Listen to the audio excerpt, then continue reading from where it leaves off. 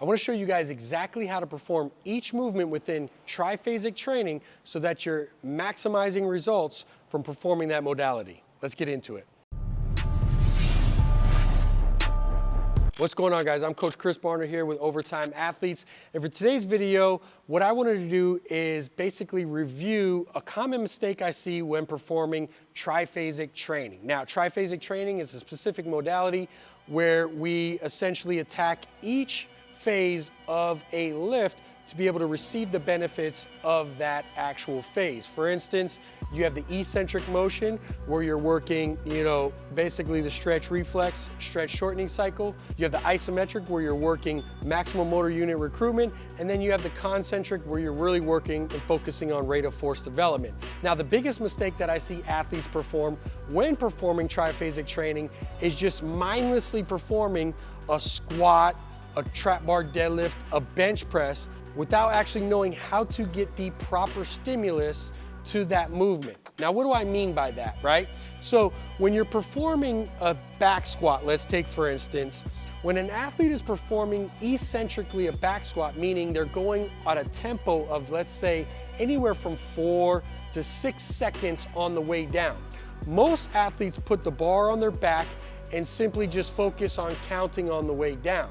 To properly perform this and get the stimulus that you want to from the actual movement properly, you need to focus on screwing your feet into the ground and pulling yourself eccentrically into that position.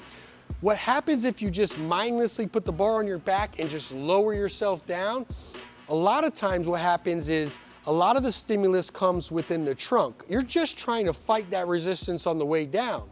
Instead, if you focus on locking the feet in, screwing your feet into the ground, driving down and out, anchoring in that position, now you're producing torque through the hip by externally rotating the femur.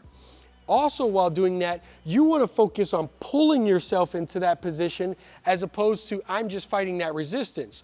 So what I'm going to do is I'm going to fight on pulling myself. I'm actively driving down into that 90-degree position where I want to get it. Now this gets the stimulus to the hips that we're looking for.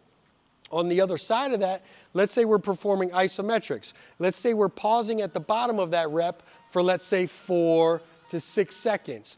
Once the athlete gets down into that position, you do get stimulus by going fast eccentrically. But remember, when it comes to isometrics, the whole goal is to get maximum motor unit recruitment, right? Reduce compensation, but also increase tendon stiffness. That's why I like to stack isometric before eccentric. However, when you're doing the isometric, let's say we're in that lower position, a lot of athletes are just trying to fight staying in this position. What happens? You turn on your decelerators, which is your quads. Really the goal here is to be able to get maximum motor unit recruitment to the glutes. So you want to be able to, again, produce torque through the hip by externally rotating, by screwing your feet into the ground. So when I get down in that bottom position, I have that resistance. I'm not just fighting myself to be able to stay in that position. I want to actively drive my feet down and out. That gives me the proper stimulus to receive the benefit from performing isometrics with the back squat. Same thing goes with the bench press, right? Instead of just actively fighting the bar, right, and just making sure you can hold up the resistance, you want to actually produce torque, driving the shoulder blades down and back like you want to bend the bar this way as you're fighting and pulling it down into position.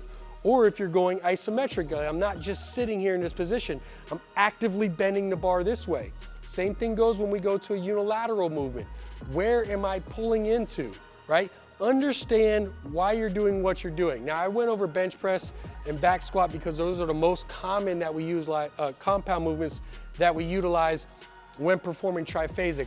But I think it's extremely important because I talk to so many athletes out there who are performing triphasic and are just mindlessly trying to fight that resistance as opposed to getting the proper stimulus through that motion or through that movement. So I hope that helps. Eccentrically pull yourself in, right? Make sure you're producing torque through that movement that you want to, and then isometrically make sure that you're activating the right musculature for that movement, or else that back or that spine ends up taking a lot of the brunt of that, which could lead to compromise or injury down the line.